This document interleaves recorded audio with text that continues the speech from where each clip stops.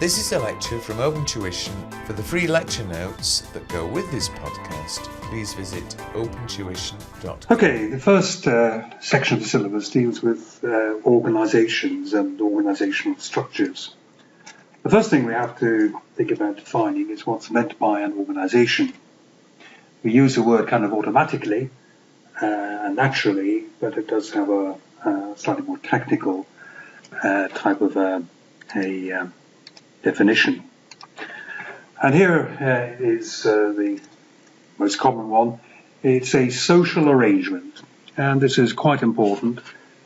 Social arrangement, it recognises that within organisations you have people, and the interaction of people, how they get on with each other, for example, what their aspirations and preferences are, is going to be important within any organisation, whether it's profit earning or charitable.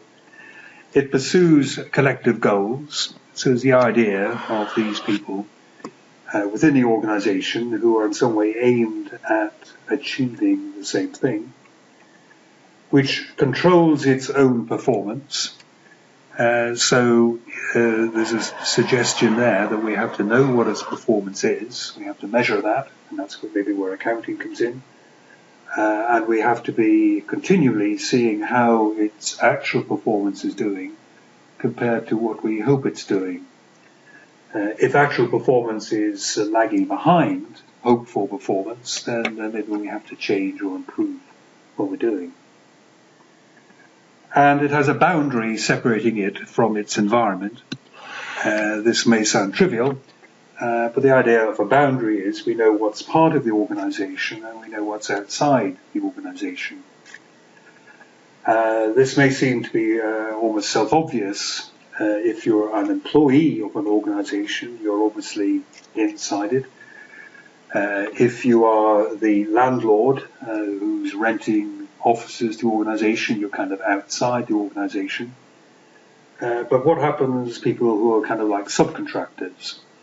They're kind of maybe half in, half out. In some ways they're not employees, but in other ways they're contributing and perhaps presenting themselves to customers as though they were employees and so on. It maybe doesn't matter much which side of the line they are, but it's important that people know which side of the line they are.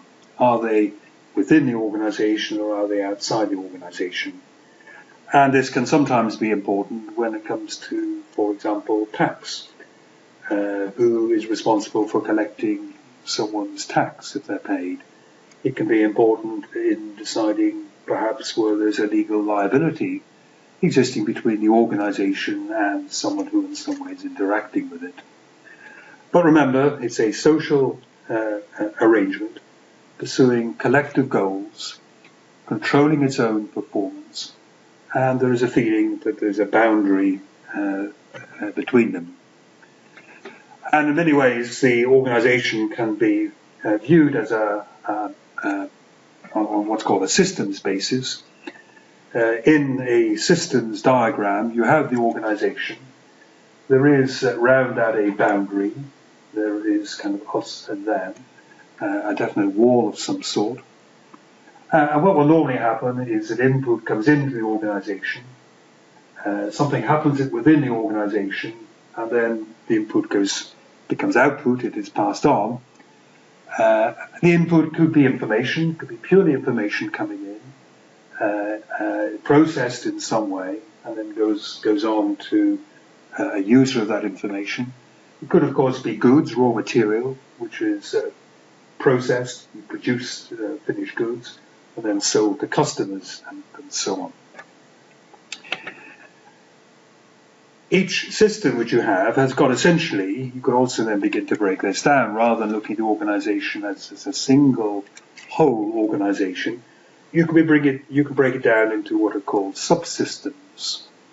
So if you think this is a whole company that we've got kind of put here, and we have got maybe raw materials going into the company here, and you've got, I don't know, cars coming out of the company at the other end here, really within the organisation, you can think about a number of departments here, which are kind of subsystems. and the raw material come in, it would go into inventories, and then would kind of go into maybe production, and then it would maybe go into the warehouse, and then kind of go into maybe distribution, and then eventually it would end up with the customer. So what we've got here is a system which has been broken down into smaller and smaller units of more and more detailed and specialist sort of activities. And it's important to know, again, what is within the subsystem and what is outside the subsystem. Where is that boundary? Who is responsible, for example, for ordering raw material? Is it the responsibility of the storekeepers to order raw material? Or is it the responsibility when a sales order comes in, we know we have to make so many cars, and if you're going to make so many cars, then you're going to need so many parts for those cars. Should the ordering of material be the responsibility of the kind of sales end, or should it be the kind of responsibility more of the production end? Historically, it was always to do with stores and production end, but some modern approaches to production say that maybe what you should do, instead of just ordering and making, maybe what you should do is to wait for an order, and then that order triggers off all of the subsequent purchasing of raw material. For our purposes, it doesn't much matter who does it. The important thing is that we do know exactly what the function is of any subsystem. There are some systems known as closed systems which have no input and have no output. They have no communication with their environment. These types of organization, shall we say, are pretty much theoretical. If you have no interaction with your environment, you don't survive very long. In terms of a production organization, they're going to run out of raw materials to sell it to. But even if you're dealing with information of some sort, if you're just purely not interacting with people outside your environment, how are you going to collect new information, what are you going to do with it, and so on. The common type of system is not this closed system. Anything with a long life is known as an open system. And an open system is a system which does interact with its environment. And that is a system which you need if you're going to have any sort of extended life. Now, what types of organisation are there? What are the categorizations that you have to kind of know about? And we have 5 here. One of the commonest ones you'll deal with is simply a commercial profit-seeking organisation. And there are different types of organisation within that. You can have a sole trader. The sole trader is just someone who starts off himself or herself to trade. It could be, for example, a decorator. So a decorator buys himself a ladder, some brushes, and so on, and sets himself up trading by himself, essentially, finding his own customers, collecting his own money, buying his own paints, and so on. There are many sole traders, but they inevitably tend to stay relatively small. There's only so much one person can do. They will. The term sole trader doesn't mean one person. It really means one owner. This sole trader, this decorator, could employ several decorators as well. But essentially, it's one person, usually a fairly small number of employees. If that person runs into financial difficulties, then people to whom money is owed can pursue the sole trader, the owner of the business, and they can force that sole trader, if the worst comes to the worst, to pay over all their savings, maybe sell their house and so on, to pay the creditors, the people to whom money is owed. That sort of trading is known as the sole trader has unlimited liability. So when it comes to looking at what is owned by the business and what is owned by the trader, when it comes to financial difficulties, there's no distinction. The decorator could be buying lots of paint for his business. If he doesn't pay the paint supplier can seize what you might call the personal assets of the trader. So there's considerable risk there. A partnership can be defined as several people trading together with a view to profit. So it's like having a number of sole traders who kind of join together and they become a partnership. They will share the profits according to some agreement. Sometimes it depends on your seniority and what skills you could bring to it. They will all put in some money to the business and so on there, and they will cooperate. Partnerships tend to allow larger organizations to exist. Many firms of accountants and lawyers are partnerships. Partnerships, ordinary partnerships, still have unlimited liability. If the partnership runs into problems, each of the partners, separately or together, can be pursued for the firm's debts. So still a considerable amount of risk which is attending these partners. Limited liability partnerships, perhaps a relatively new business form, it does what it says, limited liability. You have to know what limited liability or limited applies to. It means if the company or the partnership hits financial difficulties, people to whom the business is owed money can pursue the business or the business assets, but can't go after the partners for their personal assets. So there's a distinction which is made here. So you've got the business assets, you have got the personal assets of the partners here. The business assets are the only assets which a creditor, which a bank, for example, can really seize. The partners' personal assets, savings, car, house, whatever, are safe. The liability which is limited, it is the partner's liability which is limited. It is not the business's liability which is limited here. The business can be brought to its knees. All assets could be sucked out of the business if the worst came to the worst, but the partner's liability is limited. This is a much safer organizational structure for people to trade through.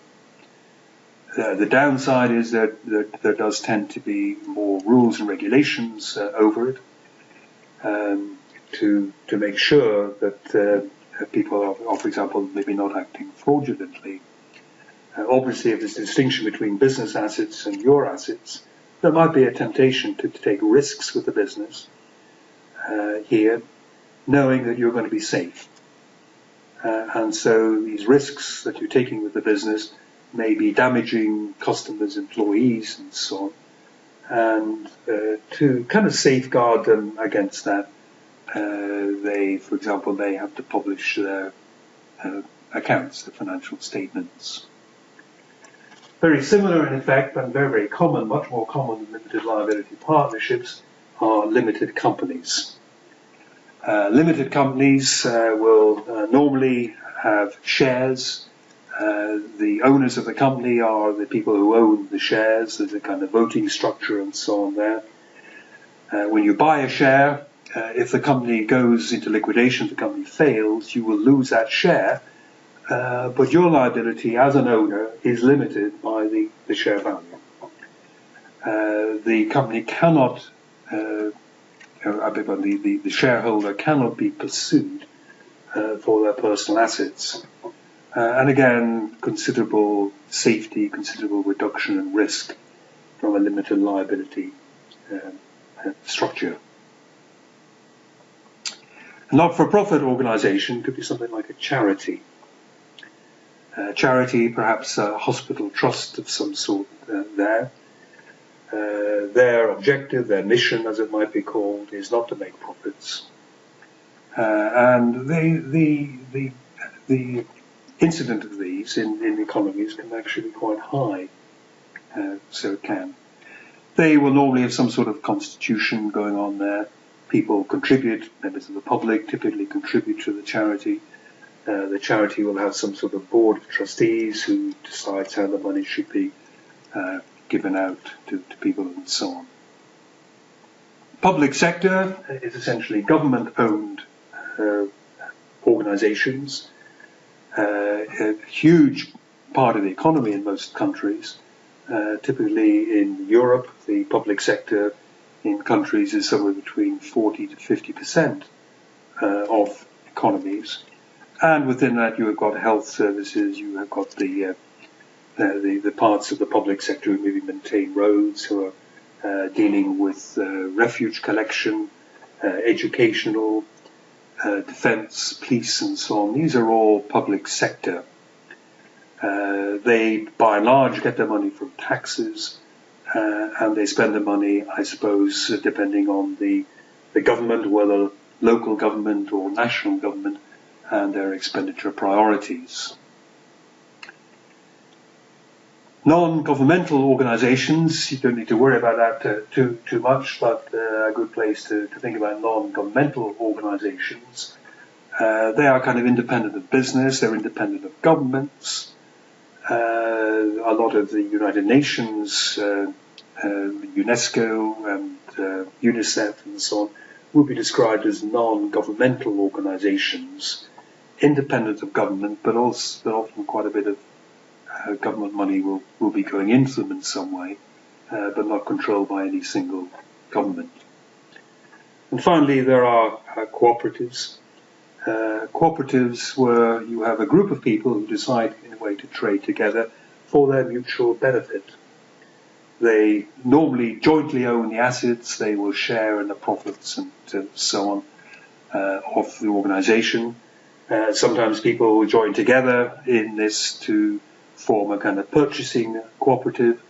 If you're maybe very interested in organic food, you don't think the supermarkets are catering to that particular interest, then some people will join together as a cooperative to buy food in bulk. They kind of split it up into batches, and the batches are then distributed to their members of the cooperative. The most important, really all through accountancy here, the most important types of organisation, I would say, are first limited companies. Most businesses trade through a limited company structure. After that, it's probably sole traders, very small businesses with essentially one owner who, they're presumably doing something without too much risk. And they enjoy the lack of rules and regulations, which often goes with being a sole trader.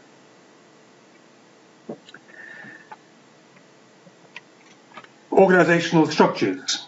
So whatever the organization is, whether it's a sole trader, a partnership, a limited company, and so on, we're now beginning to look into the organization to see what sort of structures you have there. The first one, the first term we have is an entrepreneurial structure. And basically think of the word entrepreneur. Entrepreneur means usually a newish business. An entrepreneur is someone who starts business, who takes the risk, and so on. It's usually a newish business, and therefore it's probably pretty small. And essentially what you have in the entrepreneurial structure is the boss, and maybe a few workers.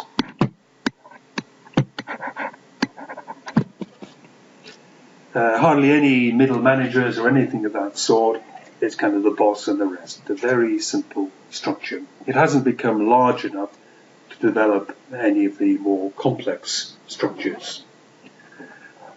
Once businesses begin to grow, it becomes very, very difficult for the boss to keep an eye on more and more people who might be working in the large business. Far too many people are reporting to this person. You have to watch what they're doing. You have to assign work to them, and so on. There's too much information going on for one person to cope with. And usually what begins to happen is the business evolves into one of these other structures. And the first one is really the functional structure. So here is an example of a functional structure. Terribly common, this. So this is what you might call the default structure of an organization. You've got the managing director or chief executive officer at the top. And then typically there'd be a board of directors, people who are managing the company. You would have probably a finance director, a manufacturing director, a research and development director, a sales and marketing director. And they would then have a team of people below them. So depending on the size of this organization, it would then maybe kind of split into little subsections like that.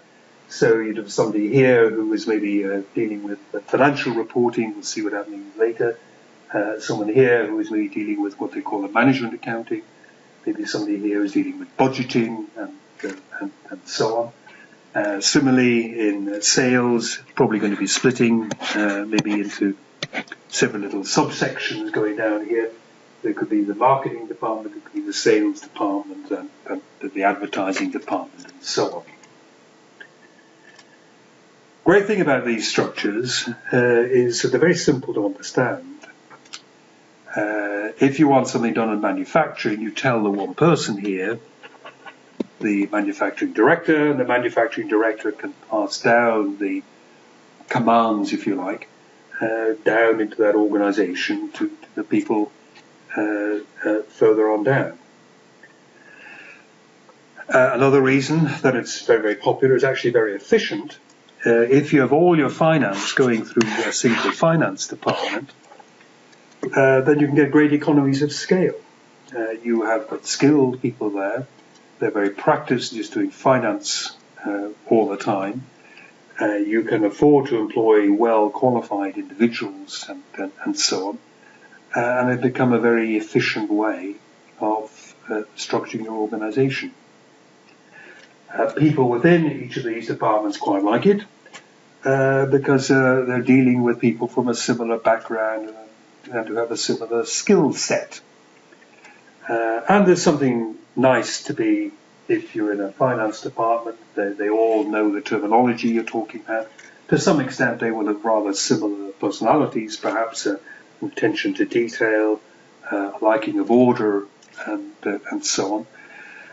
All the salespeople who might be a little bit more ebullient, perhaps not as keen on filling in forms and so on, but they will have their skill sets about selling. They will have their own kind of priorities, their own measures of success and so on.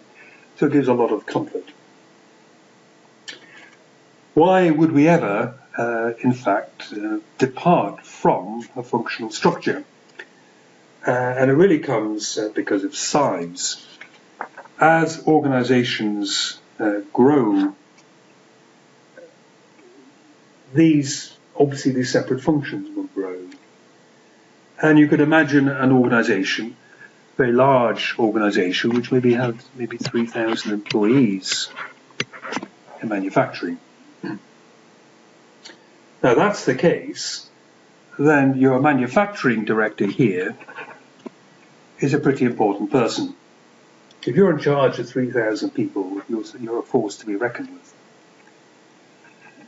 And you can kind of imagine a scenario perhaps where maybe somebody from the sales department comes through here and says, could you do a special order?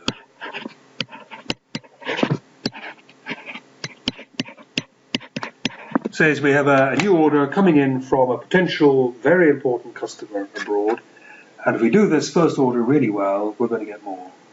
Could you break into your manufacturing schedule and do this special little job for us? And the manufacturing director in charge of 3,000 people says no. Because the manufacturing director will be concentrating on having high efficiency and so on within his department. The manufacturing director will not want to have to explain away why the production line was stopped, setting up for the special order, then stopped again to revert back to the runs and so on here. And this person feels that he's a bit like a prince in the kingdom, and begins looking after the manufacturing department rather than perhaps doing what's best for the whole organization. The second problem comes that as organizations grow, they inevitably begin to diversify a little bit in terms of perhaps markets or products. You will not just be selling to Europe, you'll be selling maybe to Europe and America.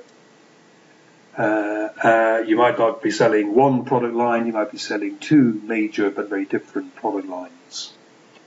And the structure which deals with these larger organizations is go back to the slide, is a divisional structure.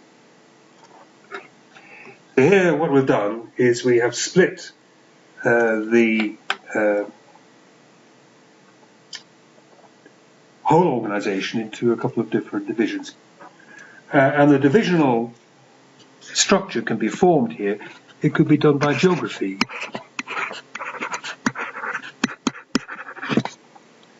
So Division A could be the European division, Division B could be the American division.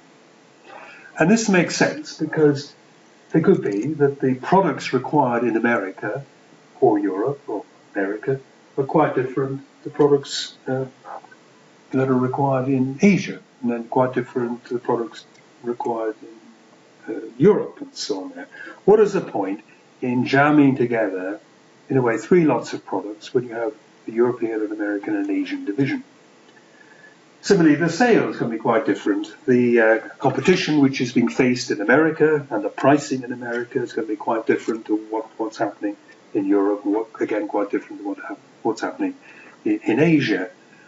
Would it not be better to have separate sales teams who know their customers really well in these markets, who know what the competitors are like and know what the pricing is like, who know what sort of advertising works in these markets, rather than kind of ramming them together?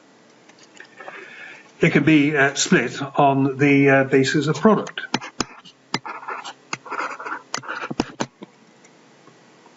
So we had in the UK a very large chemical company, and it had two main products. One was paint, and the second one was agricultural chemicals, essentially fertilizers. And there was nothing really in common between these two divisions. The manufacturing had to be done in very different plants. They were selling to very different markets. They were buying from very different raw material suppliers and so on there. The regulations, the legal regulations for each of the two main product lines were very different, and so on. Some of their products were obviously being sold to maybe farmers and agricultural suppliers. Others were being sold maybe to car manufacturers and so on. And again, there was really nothing in common between these. And far better to split into divisionalization, which gives you a type of specialization.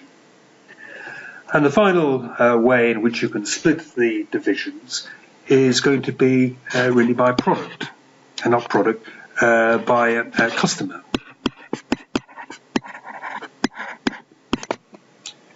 So you could take an organization which had only ever sold to other organizations. This is called business to business. And what it decides to do, it decides to extend, and it will now also sell to customers, private customers, retail customers. And again, what's required is very different. The products might be different. If you're selling business to business, the products tend to be quite well made, quite sturdy. If you're selling office products, furniture, say, furniture in an office has to be strong. It gets a lot of wear and tear and abuse and so on. If you're selling furniture to a home, then it tends to be less intensively used. People will look after it well and so on. The design will have to be different anyway. If you're selling to a business, they will often recover the sales tax. If you sell to an individual, they won't recover the sales tax.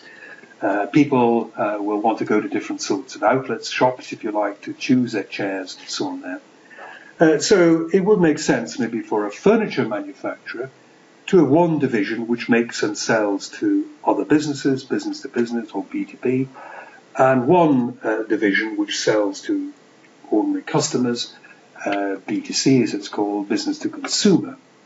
So again, you get this kind of specialization, which is going to be useful.